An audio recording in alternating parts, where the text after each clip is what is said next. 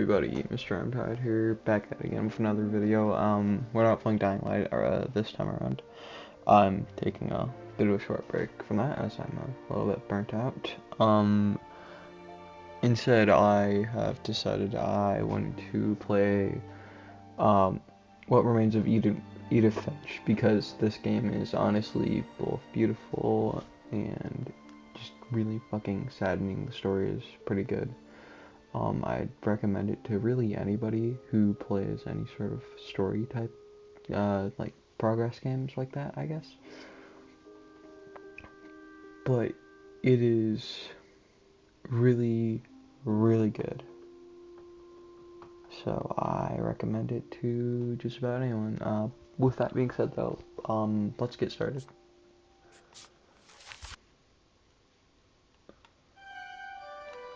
Remains of Edith Finch. I honestly love how story-driven this game is, and also the music too. They did amazing when composing it for this game, so honestly, yeah, that's pretty cool.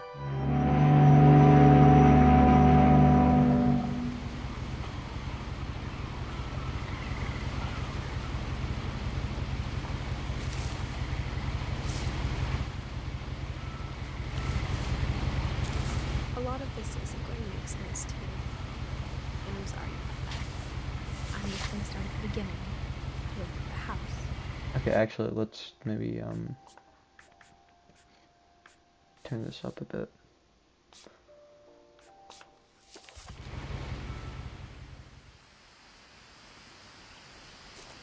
I also want to say the scenery in this game is really, really pretty. It reminds me of Slender the Arrival, which I also really did like the scenery of that game too. Someone had put up a chain link fence, but it looked like I wasn't the first person to hop it.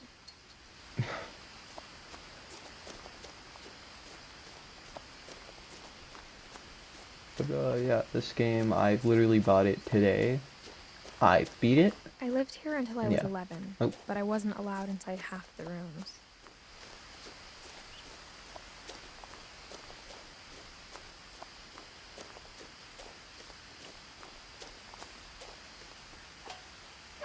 Inside the mailbox were bills from 7 years ago, marked urgent, open immediately.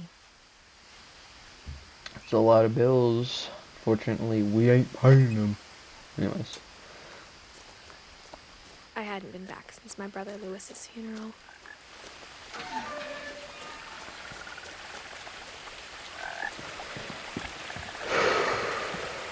In her will, my mother left me a key, but didn't tell me what it unlocked. Maybe she thought I'd know. Or she thought that the mystery would be enough to bring me back. You know, I honestly love this game because I saw it a while ago. And honestly, it kind of just made me sad when I watched a playthrough of it. I haven't driven this way in a long time, but I saw a few hoof prints. It honestly made me really sad, and I don't think any game is gonna make me more sad than this game, because the storytelling, I love it. It honestly just saddens me, the entire story itself, but that's a good thing, honestly, though, because that just proves how good of a story it is, honestly. If a story can make you truly feel some sort of... Even after I inherited the house, I never thought I'd come back to it. But now I had questions about my family that only the house knew the answers to.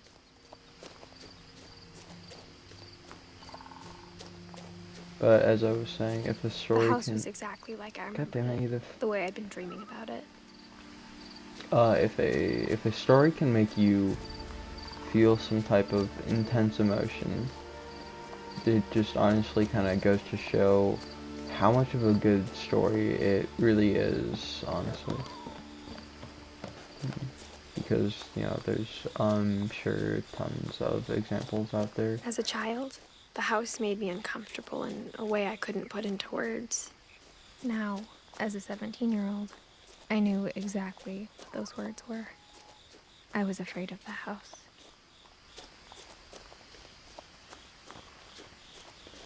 but honestly, there's probably a lot of good examples out there of really great storytelling, you know, that can make you feel intense emotions. I'm sure some of them are, you know, classical, you know, stories written by like some great poets, I like, you asked know, Edie once about the dragon in the pond. She said it had killed her husband. I was 6. It seemed like an odd joke to me, even then. and as I was saying, I'm sure, you know, some great stories, like, you know, some of Shakespeare's poetry, or, you know, I forgot the name of the guy, but the dude who wrote the Telltale Heart. You know, some of his other stories were pretty good. I forgot, as I said, I forgot his name, but I know he did a lot of good writings. I hoped the key might unlock the front door. It didn't.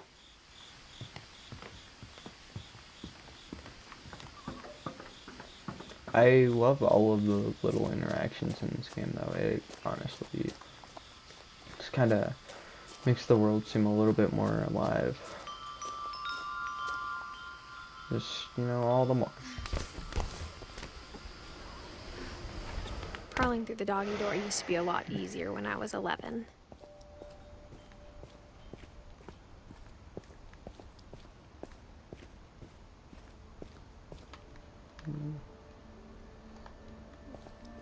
For the first I wonder time if in that garage years, door opens. Probably not. I felt like I was home. Well, we can see the last year here. The last year they were here was January of 2010. Cause But instead of a family, there were just memories of one. a lot of dishes, some water. Maybe it's safe to consume. I'm not sure. I know still water is usually not good to consume, and you know, this is technically still water, as it probably hasn't really been bothered in about, I don't know, a good I don't know, 7 years? I don't know, context clues from the games are probably giving me that equation there. But yeah, a lot of there's a lot of canned Like how salmon. after Lewis started working at the cannery, we all got sick of eating salmon. Except our cat, Molly. Or how Chinese only one takeout too. restaurant would deliver to our house. So we had Chinese a lot. Never really been the biggest fan of Chinese food, honestly. Nothing in the house looked abnormal. There was just too much of it. Like a smile with too many teeth. Mom always told me to stay out of the basement, so I wasn't too surprised when the key didn't fit.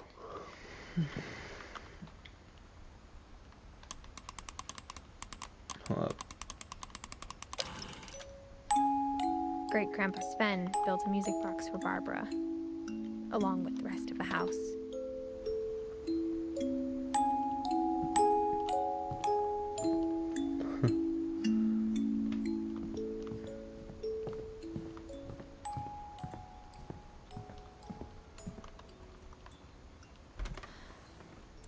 Edie told me once that every Finch who ever lived is buried somewhere in the library.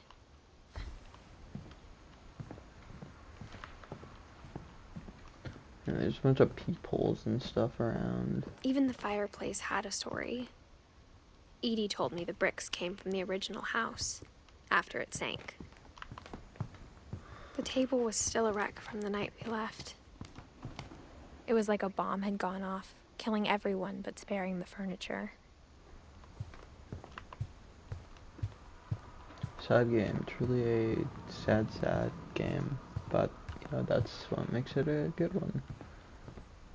Just kind of, you know, just sad storytelling, I guess. There's a lot of books. After Milton disappeared, everywhere. Mom sealed up all the bedrooms. Then Edie retaliated and drilled peepholes.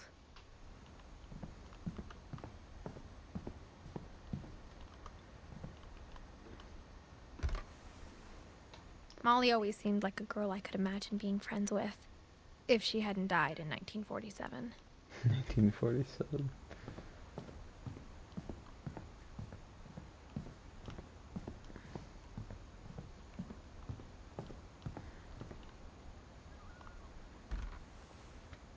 The last time I was in Edith Sr.'s room, I was 10 and she was painting my portrait. Edie, 1917 to 2010, and then Sven Hofstand Finch, 1950 to 1964. Gregory, 1976 to... Yeesh. Okay. As a kid, I just assumed every house had peepholes and sealed rooms you weren't allowed inside of. It's a bit harsh. Oh yeah, I will say this this series, this little mini series on this game. I will say the story is not for the faintest of hearts. You know, if you're not able to handle some dark topics, I know I've covered some dark games like Dying Light or. Okay, well, I guess I wouldn't really call Slender a dark game, but still, Dying Light, you know, dark, but not as dark as, like, more so the topics being discussed in this game. Anyways. My Grandpa Sam spent 7 years sharing a room with his dead brother, Calvin.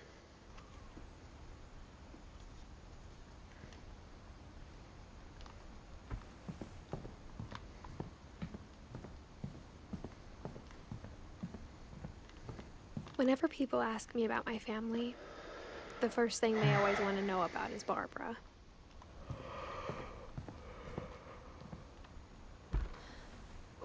Barbara was a child star for 2 years, until America grew out of it.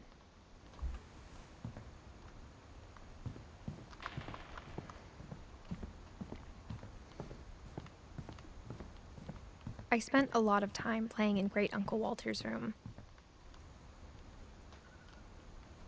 I think my mom sometimes regretted not sealing it up. Lewis told me there were secret passages, but I never believed him.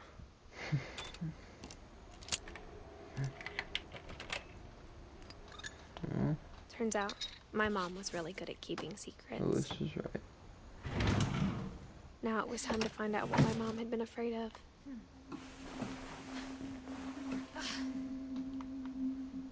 Reading this, maybe it sounds like I had a plan, but I had no idea what was behind that door.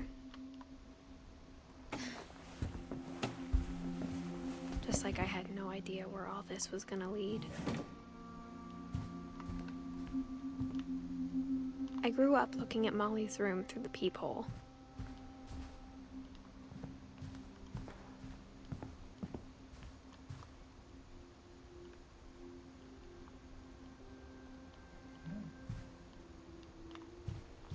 Guess some artist. Very interesting to say here. December 13th, 1947. Dear Diary, I'll be gone soon, but I wanted to tell somebody about what's gonna happen. It started when Mom sent me to bed without dinner. I woke up and I was starving, so I looked around for something to eat. There's no gerbil in The here. gerbil food was dry, but I didn't mind it.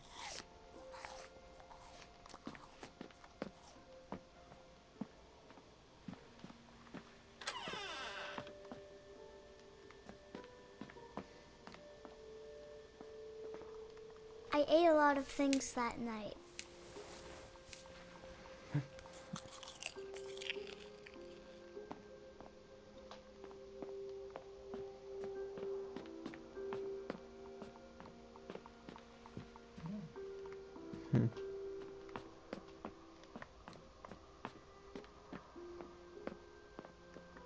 I kept eating and eating. That is, wow, that's disgusting and disturbing. Then I heard chirping outside my window. It was a barn swallow going back to her nest. I reached out for her.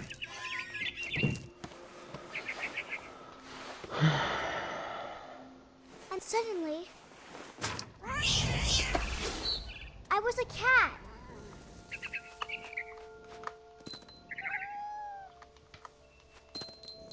I tried to be quiet, but the bird was really scared.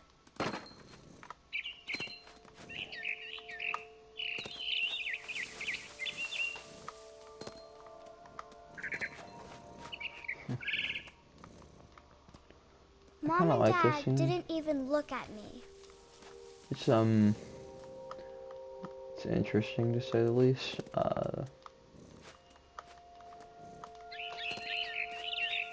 That's about it though. You get to roam around and explore as a cat a little bit. Although I'm pretty sure this is just a little girl's delusions, which is highly disturbing.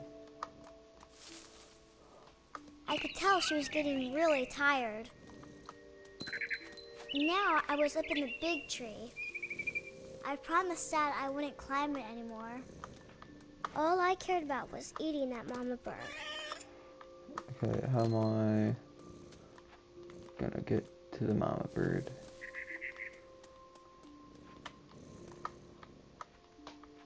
Okay, maybe I... Oh, now I remember.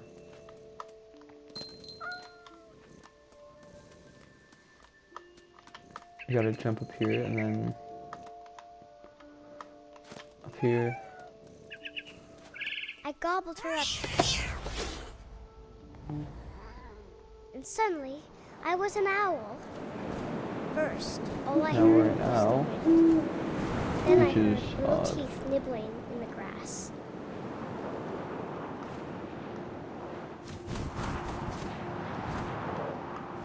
Huh.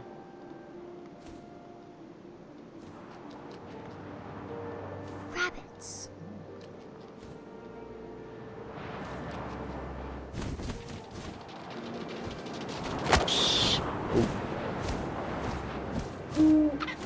I imagined his face looking up and seeing mine through okay, my wow, that talons. is... I Yeesh. swallowed him up, and I didn't chew one bit. Then I flew off to find something Yeah, there's a bunch of, odd, parts to this game, I will say. A lot of weird, bigger. A mama rabbit. interesting parts.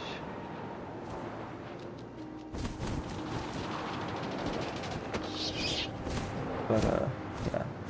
She was almost too big to carry. I started choking, but I couldn't stop eating.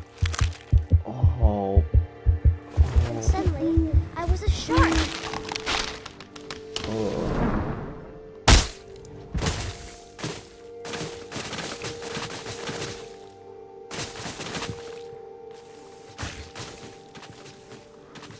Whoa. Okay. Oh. Let's get ourselves over here.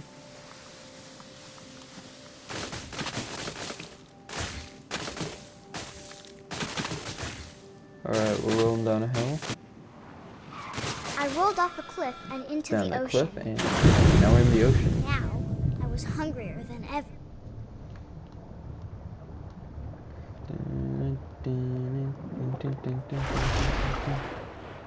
Jaws.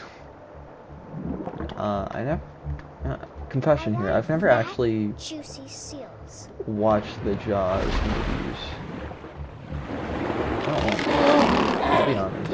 I tore off her flipper, and it tasted really good. Like, I haven't seen any of the Jaws movies. I don't think ever. Yeah, when I was younger, I was always really obsessed with stuff like sharks. Obviously I had the childhood fear of, a shark being at a beach, which was stupid. I don't know why most kids have that thought. But I was so hungry, I jumped out of the water. When I opened my eyes, everything had changed.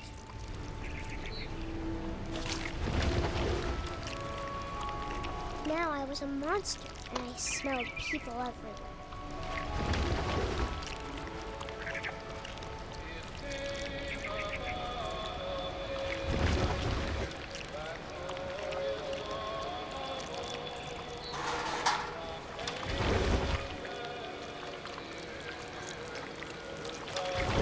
I was big, but I moved real quiet.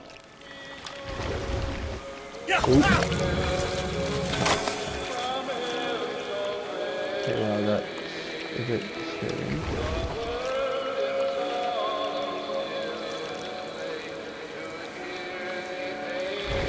I wanted to stop, but also I didn't.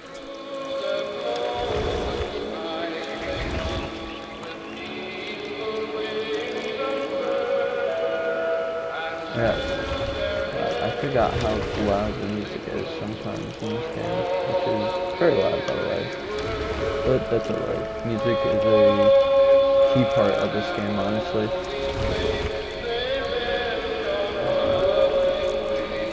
After the last passenger, I was still hungry. And to cross the water, I smelled something new. Something I had to have, so I swam towards it.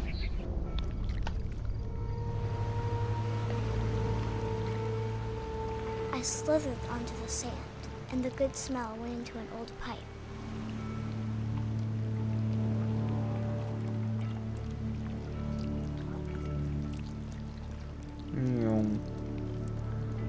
We're going up. Oh, this is Molly's room. That's okay. Okay, now this is weird. I got closer and closer.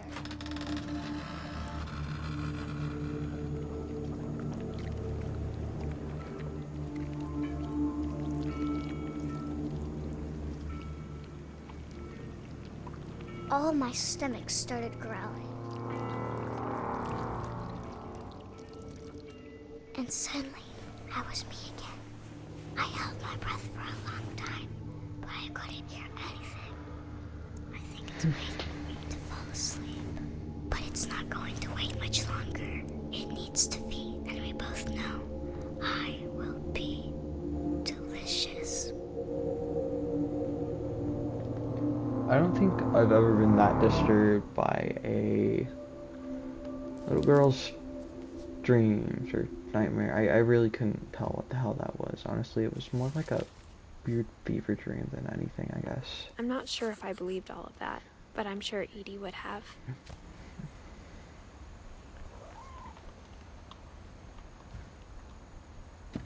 Ooh, cat, kitty.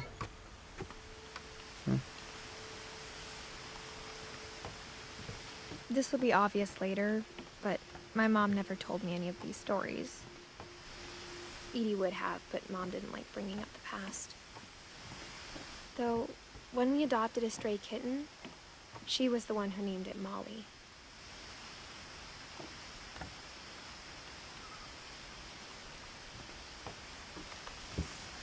Alright. Now we're going up here. I spent a lot of time in Great-Grandma Edie's room. There's a lot of bird cages. Damn, this bitch had like a lot of birds and she painted just about all Edie of knit them. me a new pair of gloves every year, just in time to replace the old ones. Louis died a week before we left, but Edie had already started to memorialize him. Her room was like a museum. Odin Finch. The oldest one. For 500 years, the Finches have been famous throughout Norway for their fortune and misfortune. Odin Finch buries the latest victims of the family curse, his wife Ingeborg and their newborn son, Johan. Yeesh. On January 7th, 1937, he set sail with his family and his house, hoping to leave the curse behind. But 40-foot waves off the coast of Washington send the house and Odin to the bottom of the sea. Odin's daughter Edie, with husband Sven and baby Molly, step ashore on their new home, Orcas Island.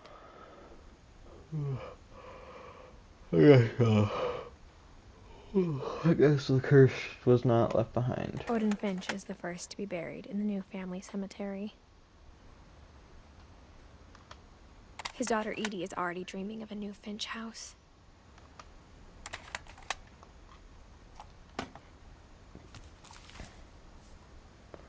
Whatever's wrong with this family, it goes back a long ways.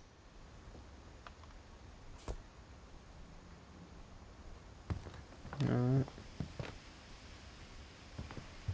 Well, that's the oldest Finch. Well, I guess technically from our view, the first Finch. Edie gave a big interview about a mole man living under the Finch house. A mole My man. mom was furious. That is hilarious.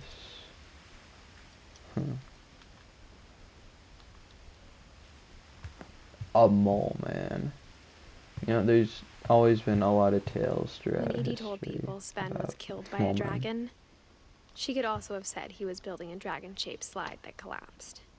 She could have, but Yeesh. she didn't. I guess, you know, being killed by a dragon sounds a bit more whimsical. One summer, they evacuated the island, but Edie refused to go. For a few weeks, she was a celebrity. I hadn't thought of myself as Edith Jr. for a long, long time.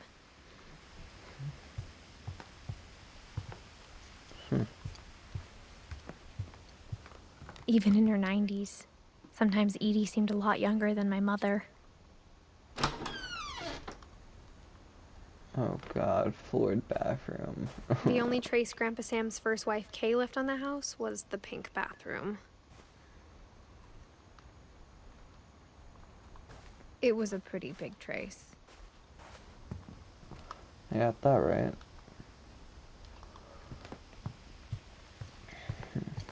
Oh, oh, look at this. Sven, Edie. Wonder, can we look through it? Oh, we can't look through people. I mean, we can see through it. Can't look through it though, which is a complete bummer. Anyways, I think that's gonna do us for today's video. You know, this is part 1 of What Remains of Edith Finch. I'm hoping you guys are gonna enjoy this new series. I will continue the Dying Light series, maybe after this, or maybe I'll just do both, continuously after one another. I'm not sure. I'm probably gonna decide sooner or later, but I hope you guys like this. I really like this game. I hope you guys like it. You know, its storytelling is pretty good. But yeah, that's gonna be it. I will catch you guys later.